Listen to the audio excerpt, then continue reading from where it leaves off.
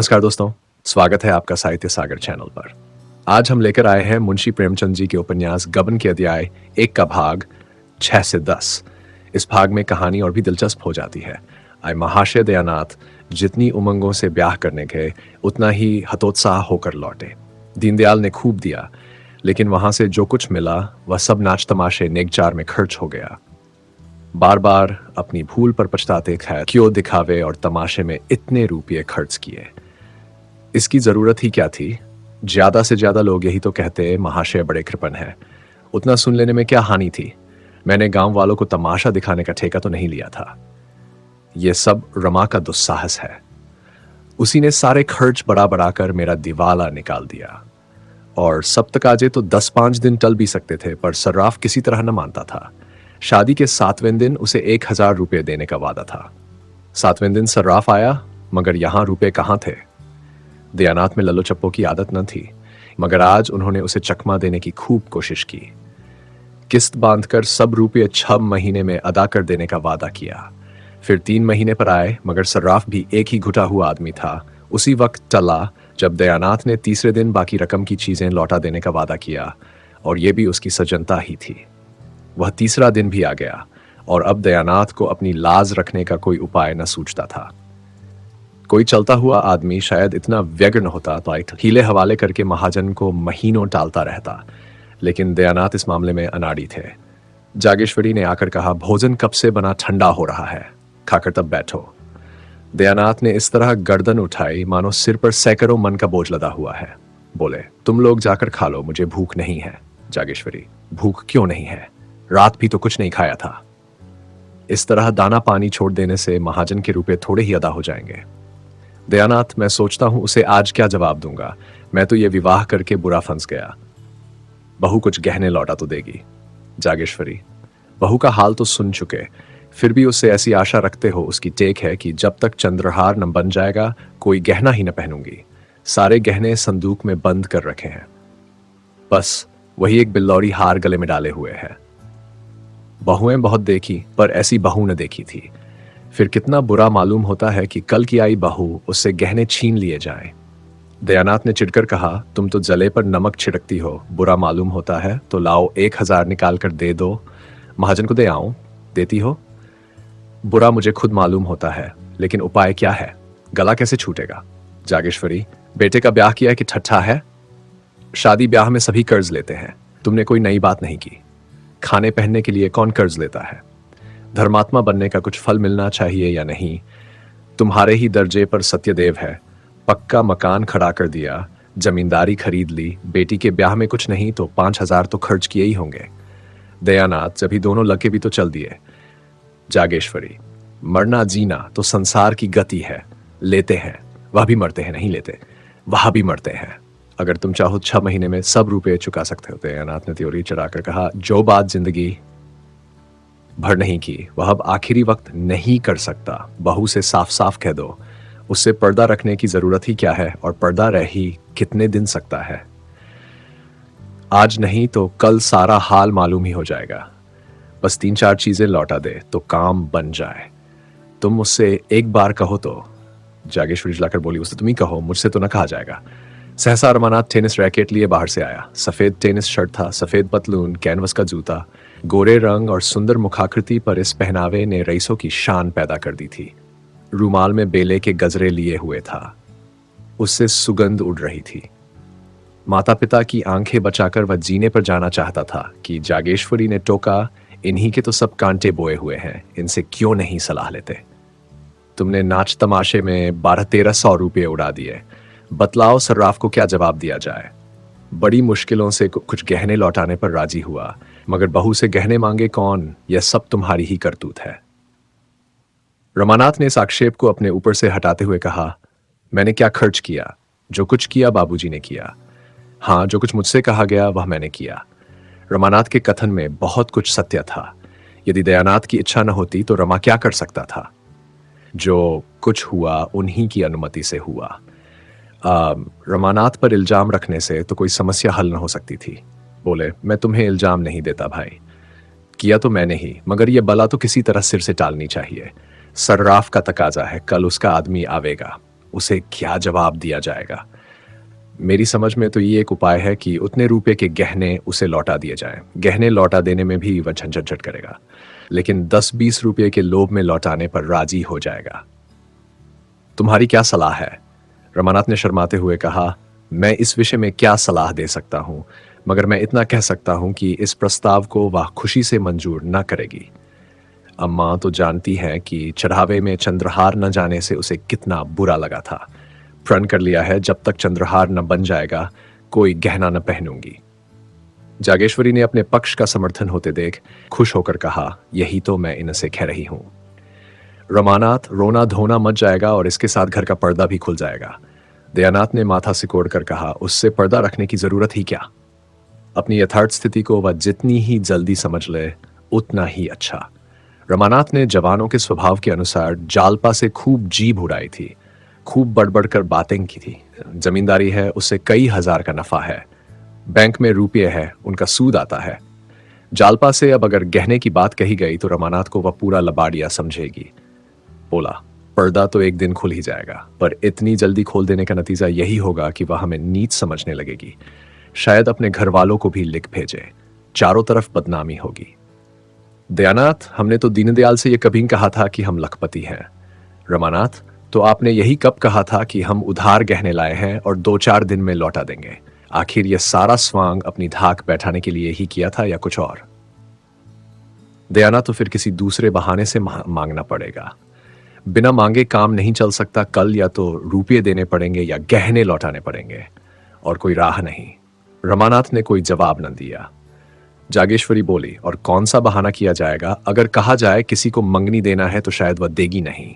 देगी भी तो 2-4 दिन में लौटाएंगे कैसे? दयानाथ को एक उपाय सूझा। बोले, अगर उन गहनों के बदले मुलम्मे के गहने दे दिए जाए।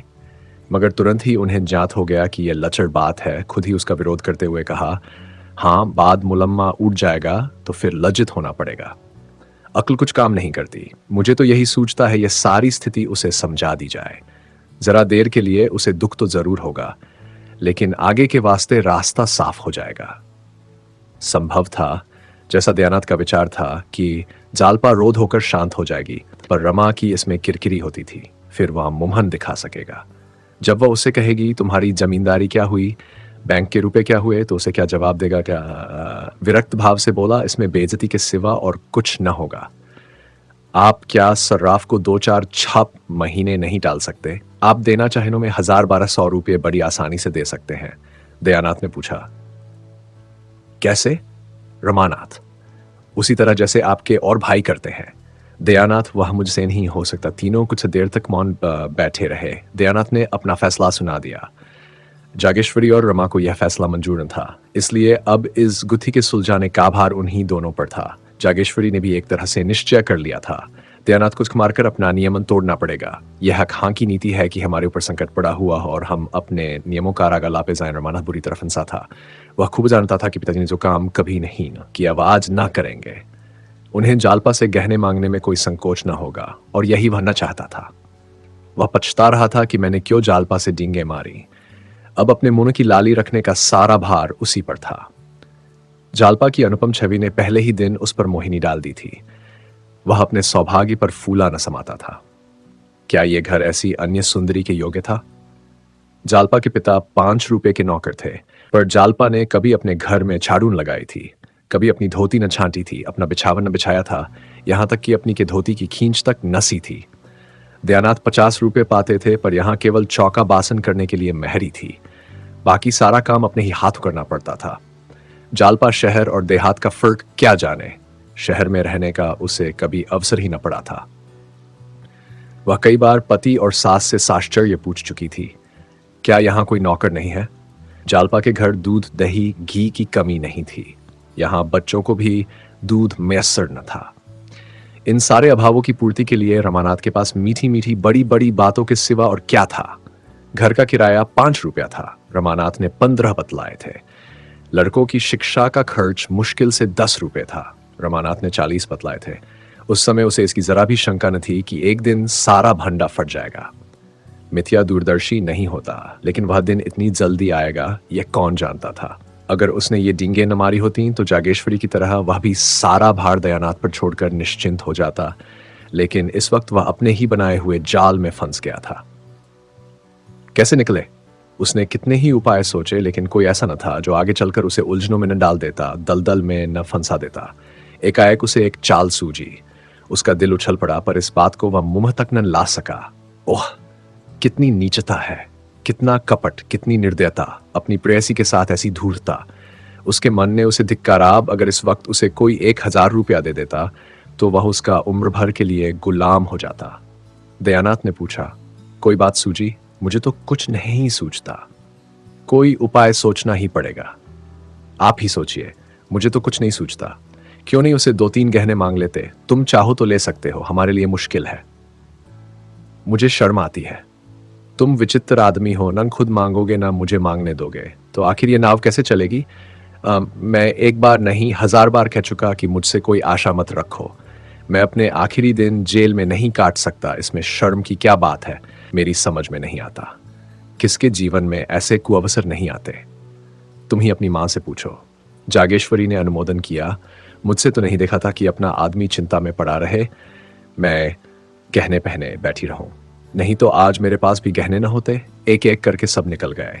विवाह में 5,000 से कम का चढ़ावा नहीं गया था, मगर 5 ही साल में सब स्वाहा हो गया। तब से एक छल्ला बनवाना भी नसीब न हुआ। दयानाथ जोर देकर बोले, शर्म करने का यह अवसर नहीं है, इन्हें मांगना पड़ेगा।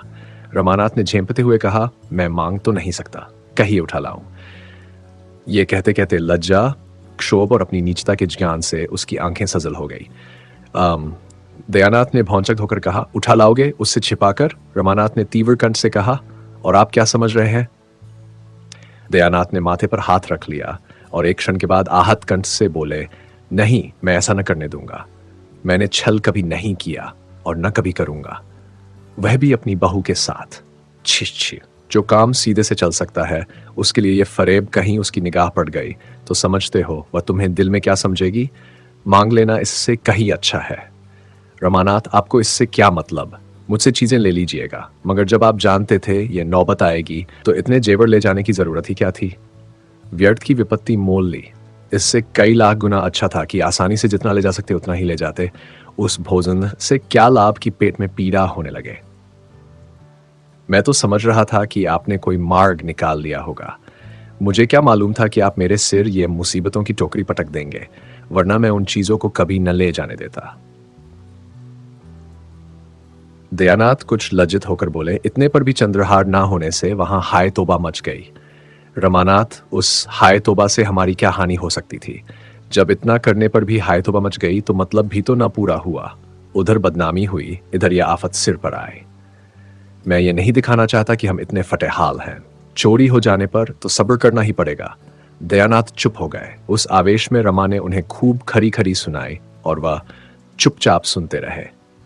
आखिर जब न सुना गया तो उठकर पुस्तकालय चले गए। ये उनका नित्य का नियम था। जब तक 2-4 पत्र पत्रिकाएं न पढ़ लें उन्हें खाना न हजम होता था।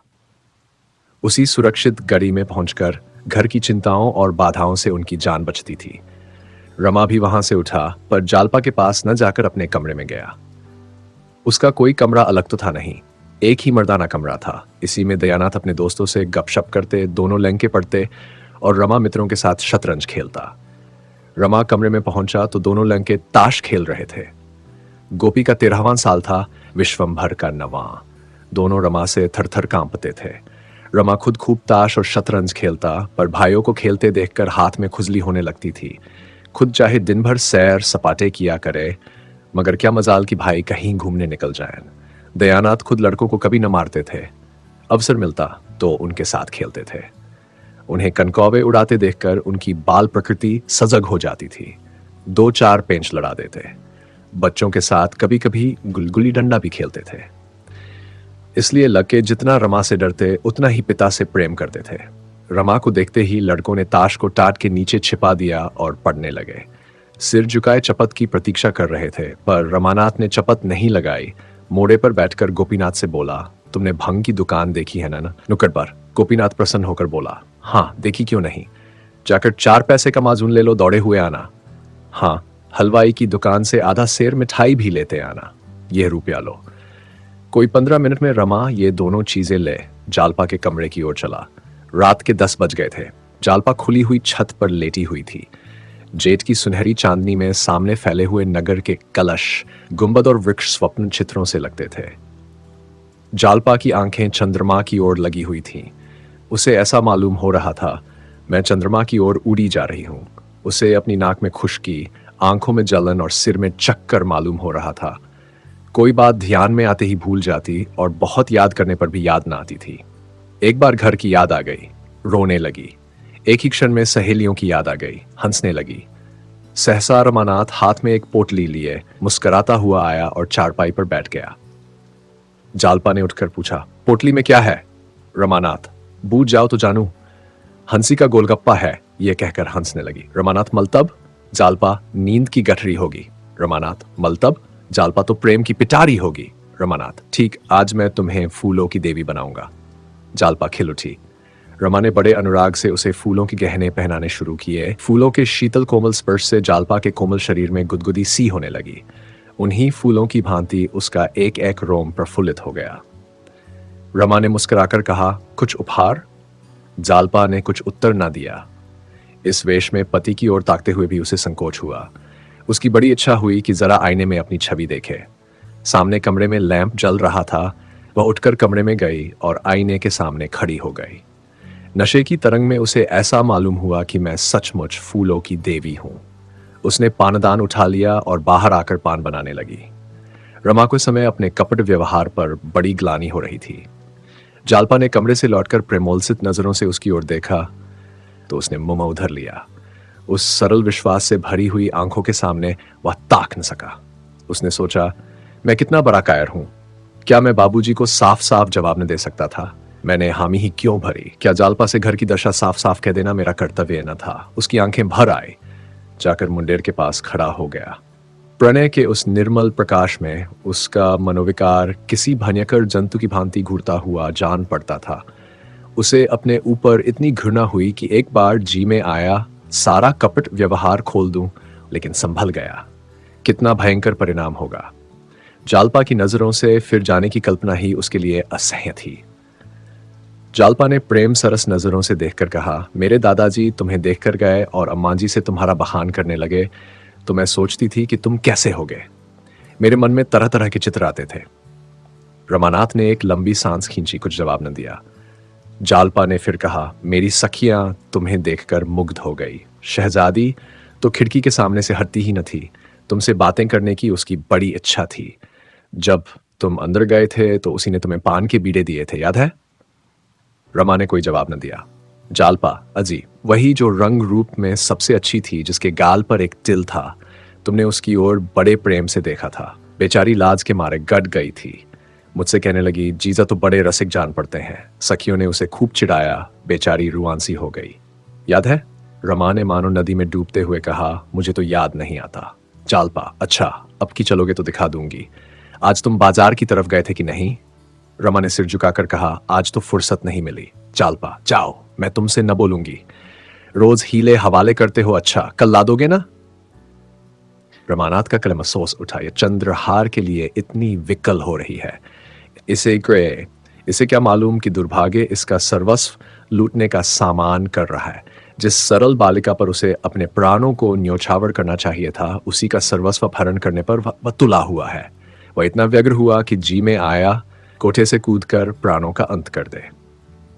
आधी रात बीत चुकी थी। चंद्रमा छोड़ की भांति एक वृक्ष की आड़ से झांक रहा था। जालपा पति के गले में हाथ डाले हुए निद्रा में मग्न थी।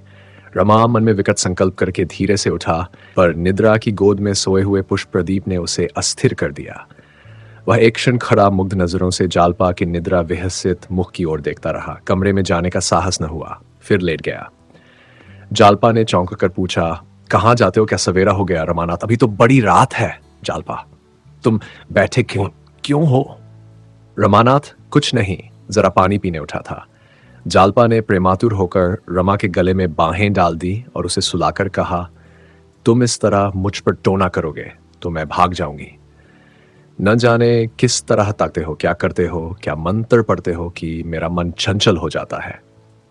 बासंती सच कहती थी, पुरुषों की आंख में टोना होता है।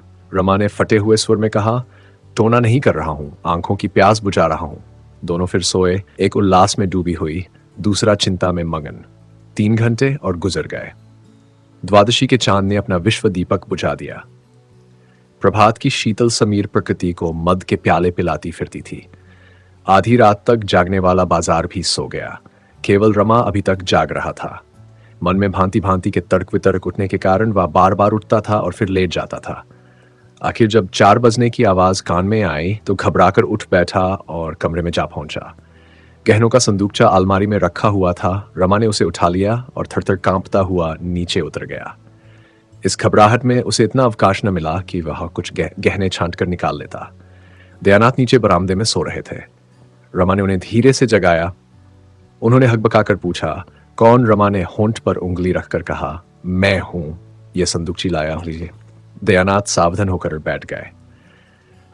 अभी तक केवल उनकी आंखें जागी थीं, अब चेतना भी जागृत हो गई। रमा ने जिस वक्त उनसे गहने उठा लाने की बात कही थी, उन्होंने समझा था कि यह आवेश में ऐसा कह रहा है। उन्हें इसका विश्वास न आया था कि रमा जो कुछ कहा है स्तनर उसे भी पूरा कर दिखाएगा। इन कमीनी चालों से वह अलग ही रहना चाहते थे।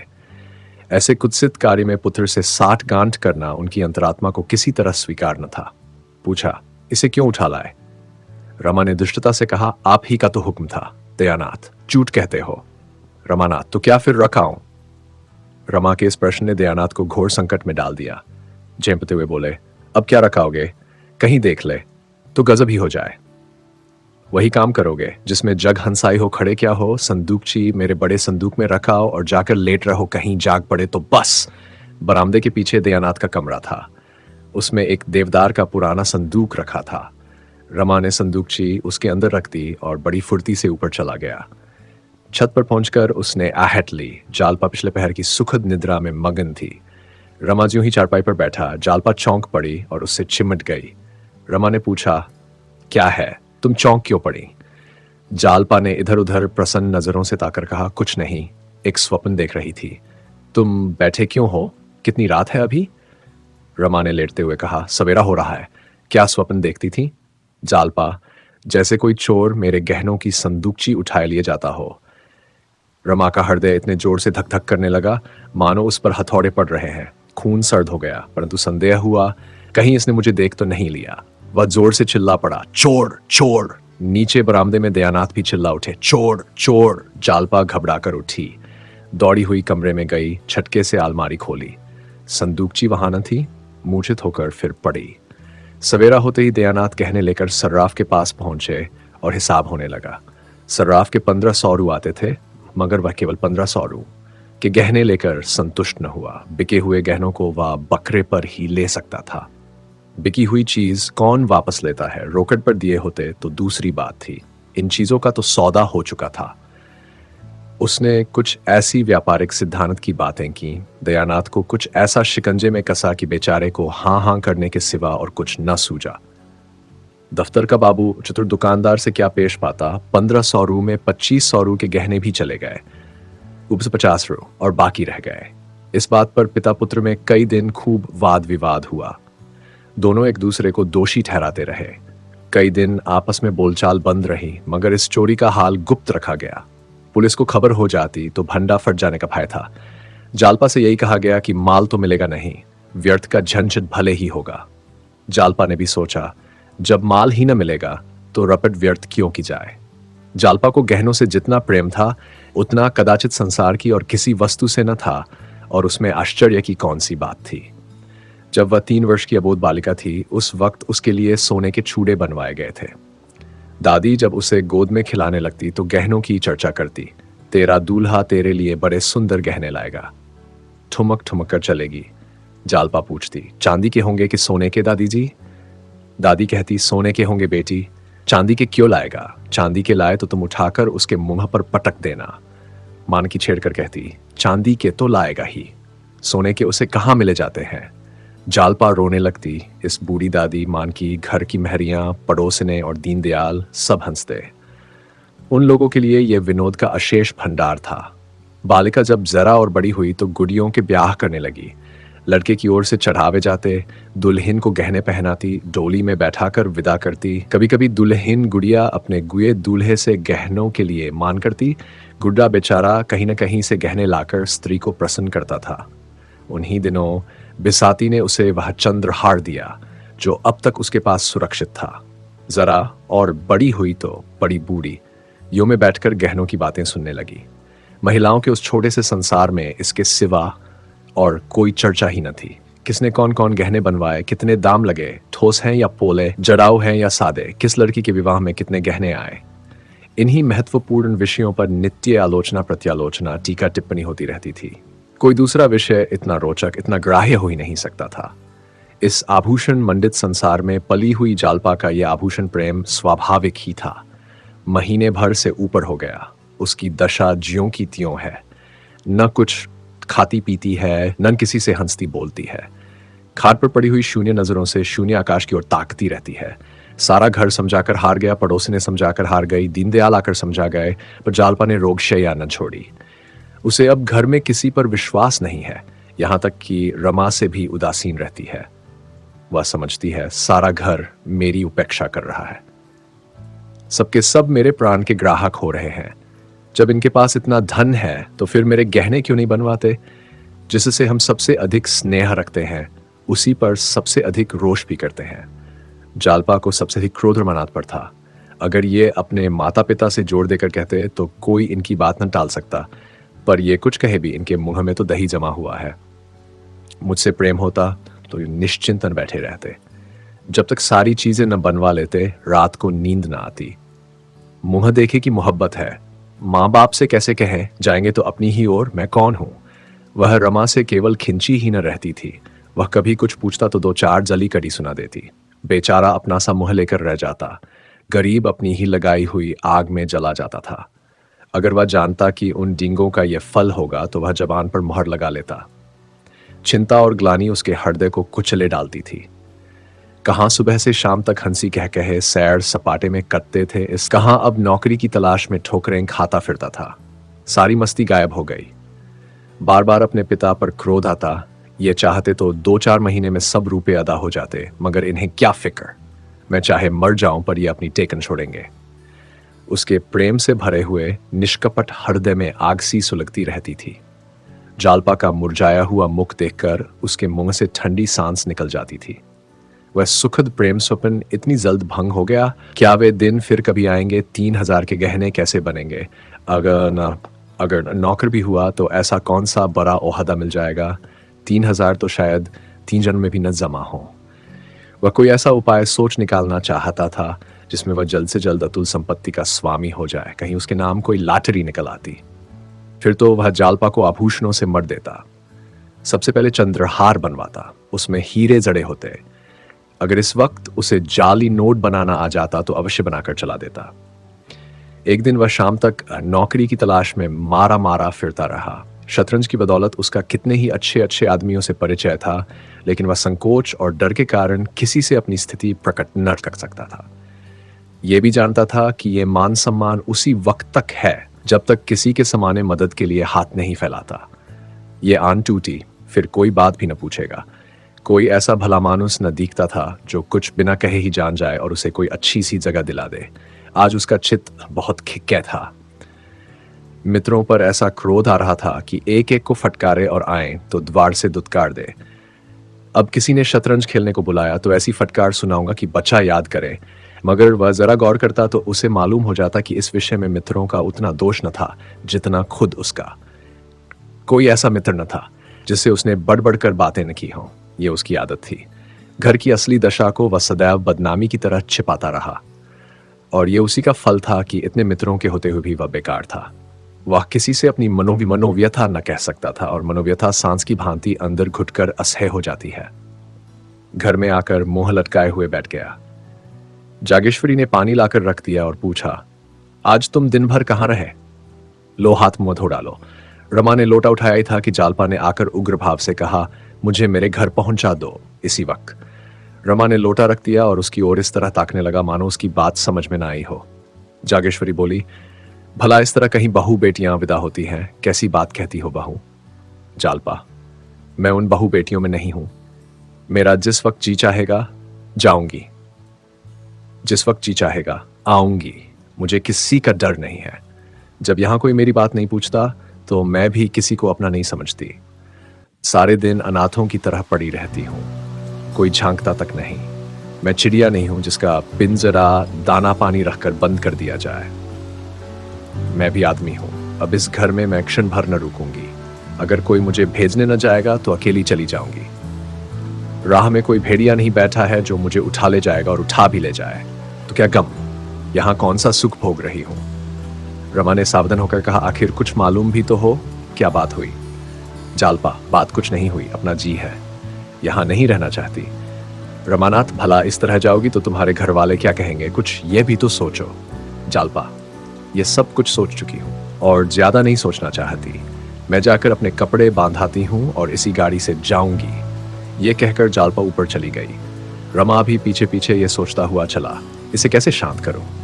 जालपा अपने कमरे में जाकर बिस्तर लपेटने लगी कि रमा ने उसका हाथ पकड़ लिया और बोला, तुम्हें मेरी कसम जो इस वक्त जाने का नाम लो। जालपा ने त्योरी चढ़ाकर कहा, तुम्हारी कसम की हमें कुछ परवाह नहीं है। उसने अपना हाथ छुड़ा लिया और फिर बिछावन लपेटने लगी। रमा खिसियाना सा होकर एक किनारे खड़ा हो गया। जालपा ने बिस्तरबंद से बिस्तरे को बांधा और फिर अपने संदूक को साफ करने लगी, मगर अब उसमें वह पहले सी तत्परता न थी। बार बार संदूक बंद करती और खोलती। वर्षा बंद हो चुकी थी, केवल छत पर रुका हुआ पानी टपक रहा था। आखिर वह उसी बिस्तर के बंडल पर बैठ गई और बोली, तुमने मुझे कसम क्यों दिलाई। रमा के हृदय में आशा की गुदगुदी हुई। बोला, इसके सिवा मेरे पास तुम्हें रोकने का और क्या उपाय था। जालपा, क्या तुम चाहते हो कि मैं यहीं घुट घुट कर मर जाऊं। रमानाथ, तुम ऐसे मनहूस शब्द क्यों मुंह से निकालती हो। मैं तो चलने को तैयार हूं। न मानोगी तो पहुंचाना ही पड़ेगा। जाओ, मेरा ईश्वर मालिक है, मगर कम से कम बाबूजी और अम्मा से पूछ लो। बुझती हुई आग में तेल पड़ गया। जालपा तड़प कर बोली, वह मेरे कौन होते हैं जो उनसे पूछूं। रमानाथ, कोई नहीं होते। जालपा, कोई नहीं। अगर कोई होते तो मुझे यो न छोड़ देते। रुपये रखते हुए कोई अपने प्रियजनों का कष्ट नहीं देख सकता। ये लोग क्या मेरे आंसू न पहुंच सकते थे। मैं दिन के दिन यहां पड़ी रहती हूं, कोई झूठों भी पूछता है। मोहल्ले की स्त्रियां मिलने आती हैं, कैसे मिलूं। ये सूरत तो मुझसे नहीं दिखाई जाती।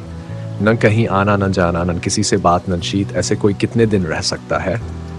मुझे इन लोगों से अब कोई आशा नहीं रही। आखिर 2 लड़के और भी तो हैं, उनके लिए भी कुछ जोड़ेंगे कि तुम ही को दे दें। रमा को बड़ी बड़ी बातें करने का फिर अवसर मिला।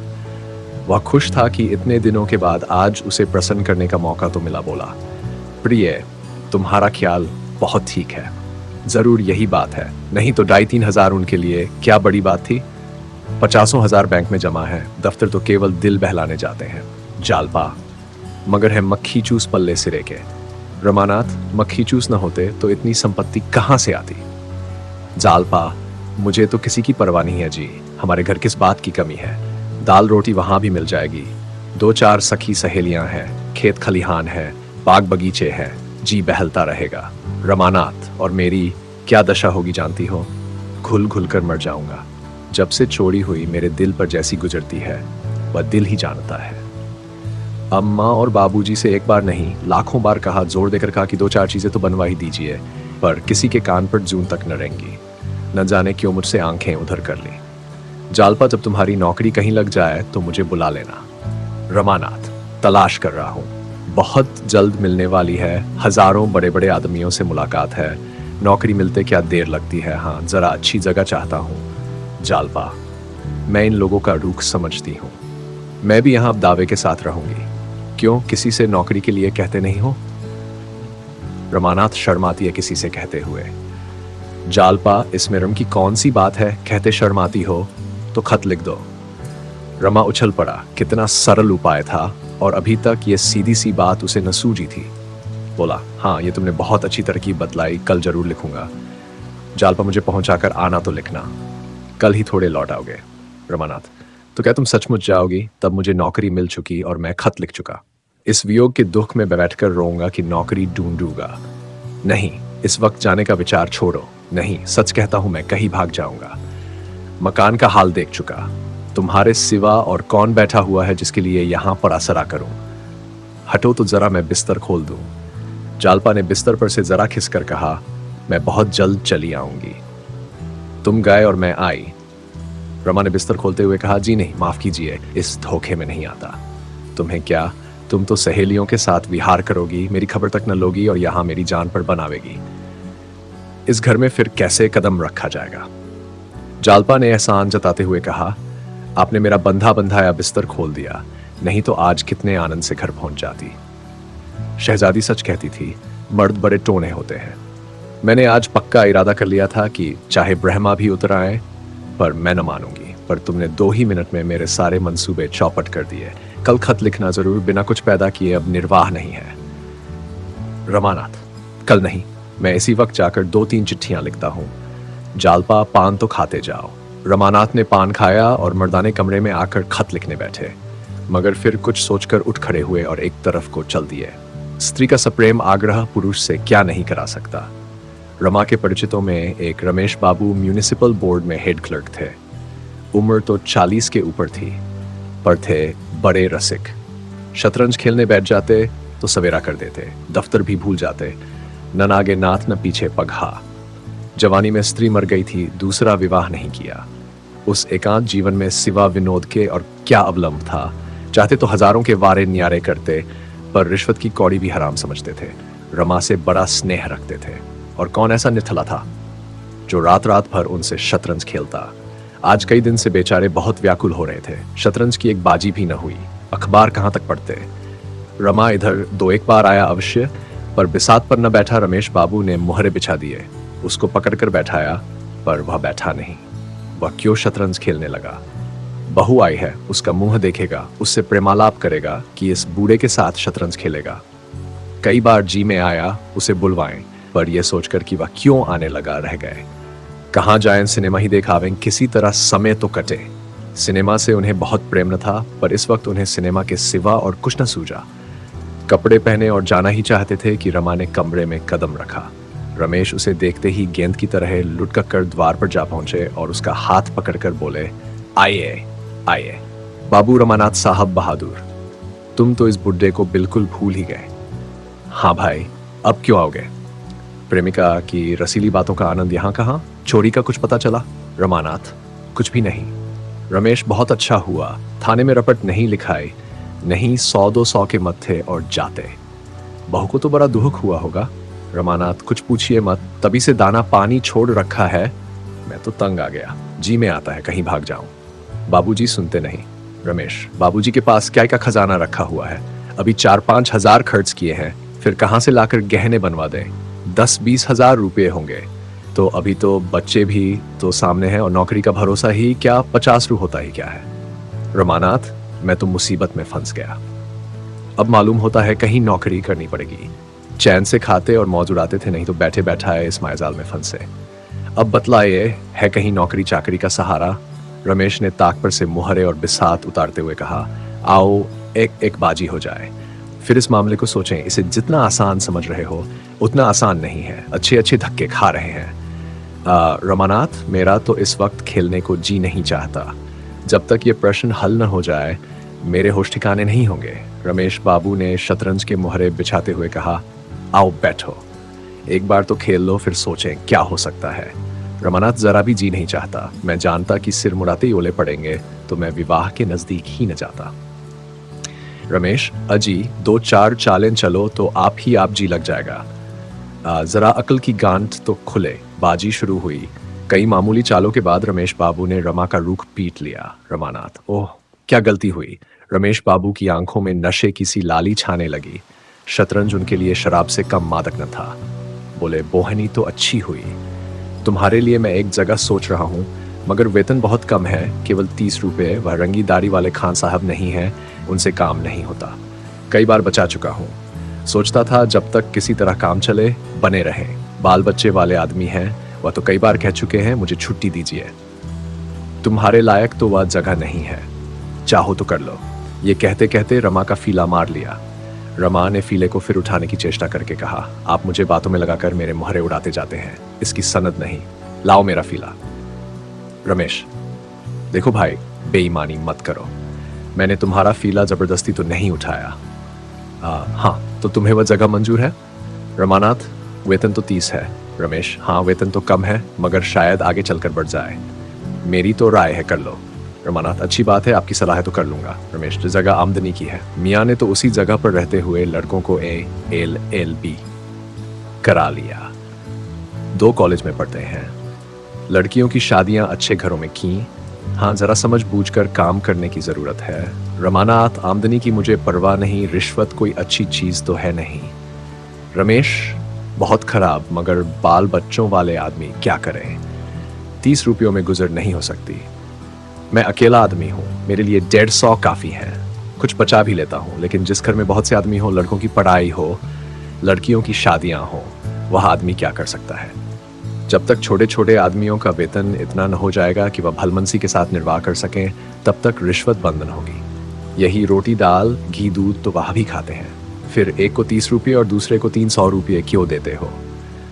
रमा का फर्जी पिट गया। रमेश बाबू ने बड़े जोर से कह कहा मारा। रमा ने रोष के साथ कहा, अगर आप चुपचाप खेलते हैं तो खेलिए, नहीं मैं जाता हूं। मुझे बातों में लगाकर सारे मुहरे उड़ा लिए। रमेश, अच्छा साहब, अब बोलूं तो जबान पकड़ लीजिए। ये लीजिए शह, तुम कल अर्जी दे दो। उम्मीद तो है तुम्हें ये जगह मिल जाएगी, मगर जिस दिन जगह मिले मेरे साथ रात भर खेलना होगा। रमानाथ, आप तो 2 ही मातों में रोने लगते हैं। अजीब दिन गए जब आप मुझे मात दिया करते थे। आजकल चंद्रमा बलवान है, इधर मैंने एक मास ही किया है, क्या मजाल की कोई मात दे सके?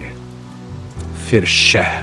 रमानाथ, जी तो चाहता है दूसरी बाजी मात देकर जाऊं, मगर देर होगी। रमेश, देर क्या होगी, अभी तो 9 बजे हैं, खेल लो, दिल का अरमान निकल जाए। ये शह और मात। रमानाथ, अच्छा कल की रही, कल ललकार कर 5 मातें नदी हो तो कहेगा। रमेश, अजी जाओ भी, तुम मुझे क्या मात दोगे? हिम्मत हो तो अभी सही। अच्छा ये आप ही क्या कहेंगे, 5 बाजियों से कम न खेलूंगा।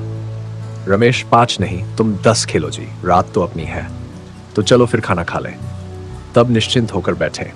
तुम्हारे घर कहलाए देता हूं कि आज यहीं सोएंगे, इंतजार न करें।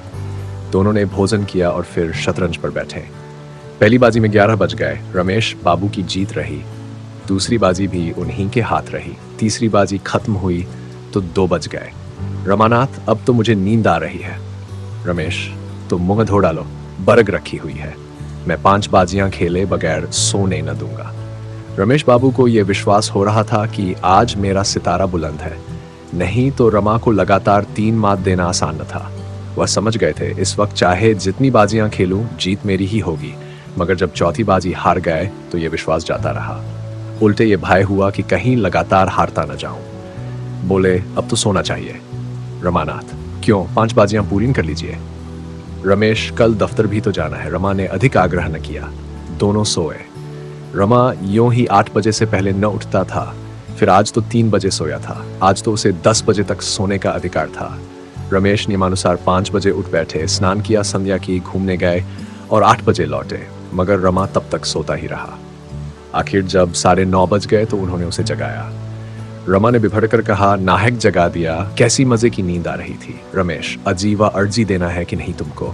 रमानाथ, आप दे दीजिएगा। रमेश, और जो कहीं साहब ने बुलाया तो मैं ही चला जाऊंगा। रमानाथ, उमा, जो चाहे कीजिएगा, मैं तो सोता हूं।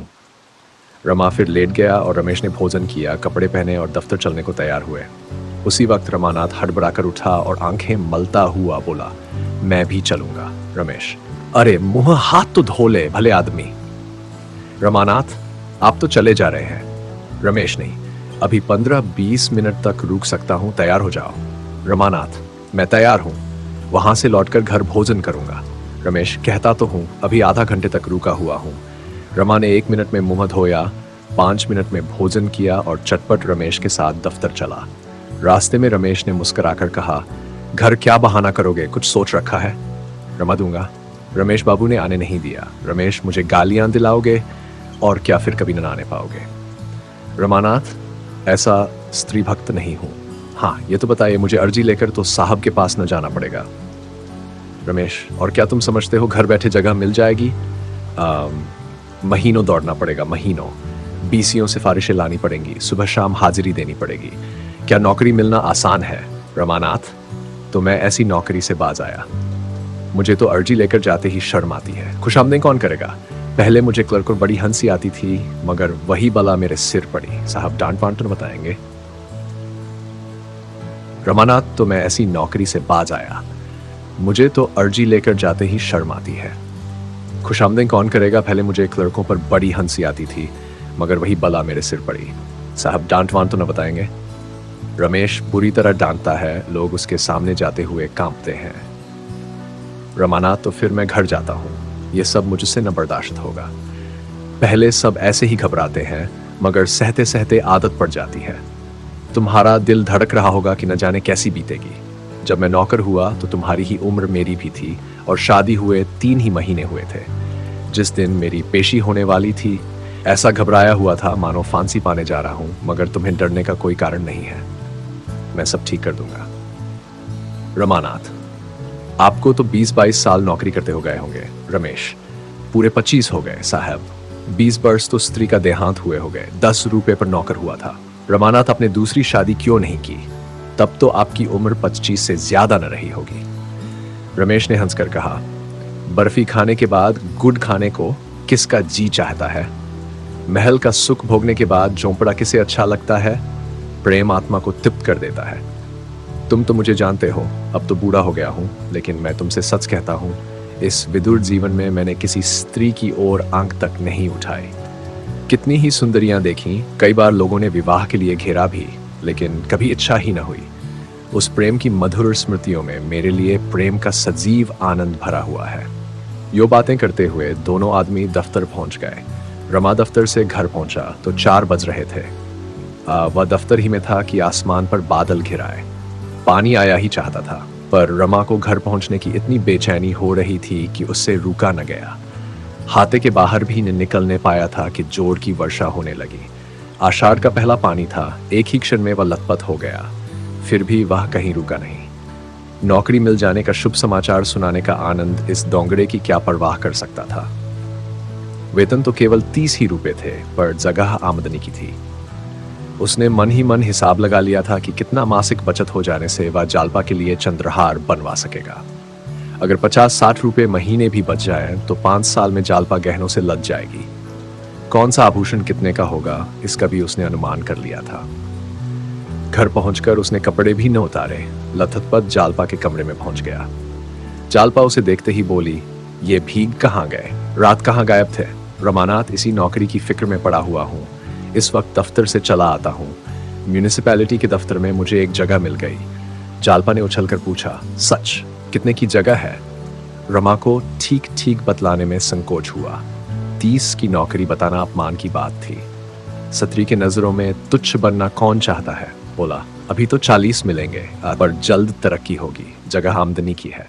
जालपा ने उसके लिए किसी बड़े पद की कल्पना कर रखी थी। बोली, 40 में क्या होगा? भला 7 सभार तो होते। रमानाथ, मिल तो सकती थी 100 रुपए की भी, पर यहाँ रौब है और आराम है। 50-60 रुपए ऊपर से मिल जाएंगे।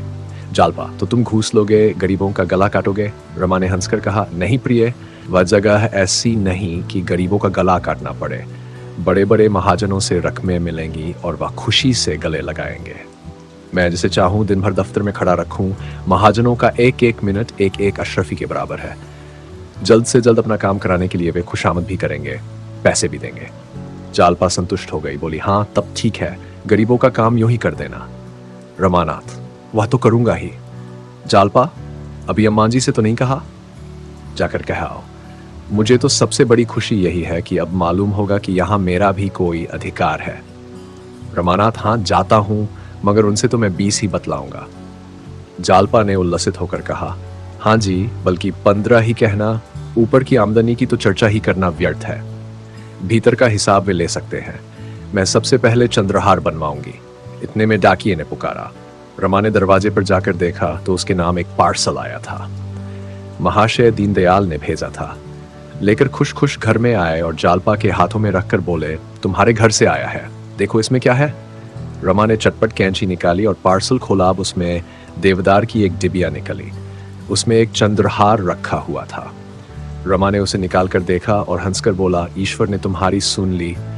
चीज तो बहुत अच्छी मालूम होती है। जालपा ने कुंठित स्वर में कहा, अम्मा जी को यह क्या सूझी? यह तो उन्हीं का हार है, मैं तो इसे न लूंगी। अभी डाक का वक्त हो तो लौटा दो। रमा ने विस्मित होकर कहा, लौटाने की क्या जरूर है, वह नाराज न होंगी? जालपा ने नाक सिकोड़कर कहा, मेरी बला से रानी उठेंगी, अपना सुहाग लेंगी। मैं उनकी दया के बिना भी जीती रह सकती हूँ। आज इतने दिनों के बाद उन्हें मुझ पर दया आई है। उस वक्त दया न आई थी जब मैं उनके घर से विदा हुई थी। उनके गहने उन्हें मुबारक हों। मैं किसी का एहसान नहीं लेना चाहती। अभी उनके ओढ़ने पहनने के दिन है। मैं क्यों बाधक बनूं? तुम कुशल से रहोगे तो मुझे बहुत गहने मिल जाएंगे। मैं अम्मान जी को यह दिखाना चाहती हूं कि जालपा तुम्हारे गहनों की भूखी नहीं है। रमा ने संतोष देते हुए कहा, मेरी समझ में तो तुम्हें हार रख लेना चाहिए। सोचो उन्हें कितना दुख होगा। विदाई के समय यह दिन दिया तो अच्छा ही किया, नहीं तो और गहनों के साथ ये भी चला जाता। जालपा, मैं इसे लूंगी नहीं, ये निश्चय है। रमानाथ, आखिर क्यों? जालपा, मेरी इच्छा। रमानाथ, इस इच्छा का कोई कारण भी तो होगा। जालपा रूंधे हुए स्वर में बोली, कारण यही है कि अम्मान जी इसे खुशी से नहीं दे रही हैं। बहुत संभव है कि इसे भेते समय वह रोई भी हो, और इसमें तो कोई संदेह ही नहीं कि इसे वापस पाकर उन्हें सच्चा आनंद होगा। देने वाले का हृदय देखना चाहिए। प्रेम से यदि वह मुझे एक छल्ला भी दे दें तो मैं दोनों हाथों से ले लूं। जब दिल पर जबर करके दुनिया की लाज से या किसी के धिक्कारने से दिया तो क्या दिया? दान भिखारिनियों को दिया जाता है। मैं किसी का दान न लूंगी, चाहे वह माता ही क्यों न हो। माता के प्रति जालपा का यह द्वेष देखकर रमा और कुछ न कह सका। द्वेष तर्क और प्रमाण नहीं सुनता। रमा ने हार ले लिया और चारपाई से उठता हुआ बोला, जरा अम्मा और बाबूजी को दिखा दूं, कम से कम उनसे पूछ तो लेना ही चाहिए। जालपा ने हार उसके हाथ से छीन लिया और बोली, वे लोग मेरे कौन होते हैं जो मैं उनसे पूछूं? केवल एक घर में रहने का नाता है। जब वह मुझे कुछ नहीं समझते तो मैं भी उन्हें कुछ नहीं समझती। यह कहते हुए उसने हार को उसी डिब्बे में रख दिया और उस पर कपड़ा लपेटकर सीने लगी। रमा ने एक बार डरते डरते फिर कहा, ऐसी जल्दी क्या है? 10-5 दिन में लौटा देना, उन लोगों की भी खातिर हो जाएगी। इस पर जालपा ने कठोर नजरों से देखकर कहा, जब तक मैं इसे लौटा दूंगी मेरे दिल को चैन न आएगा। मेरे हृदय में कांटा सा खटकता रहेगा। अभी पार्सल तैयार हुआ जाता है, हाल ही लौटा दो। एक क्षण में पार्सल तैयार हो गया और रमा उसे लिए हुए चिंतित भाव से नीचे चला। तो दोस्तों, आपने सुना गबन उपन्यास के अध्याय 1 का भाग 6 से 10। वीडियो पसंद आया हो तो लाइक करें, शेयर करें और चैनल को सब्सक्राइब जरूर करें। साहित्य सागर के साथ जुड़े रहिए हिंदी साहित्य की गहराइयों को जानने के लिए। धन्यवाद।